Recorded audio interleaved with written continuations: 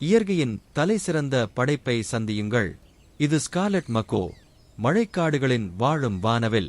இவை 50 ஆண்டுகளுக்கும் மேலாக வாழக்கூடியவை. மேலும் அவற்றின் சக்தி வாய்ந்த அலகுகள் கடினமான கொட்டைகளை கூட உடைக்கும்.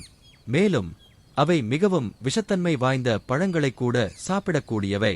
ஏனெனில் அவை களிமண்ணையும் உட்கொள்வதால் அது விஷத்தை நடுநிலைப்படுத்திவிடும். இவை வெறும் அழகு மட்டுமல்ல, அவை காட்டுப்பகுதியின் துடிப்பான குரலாகவும் இருக்கின்றன.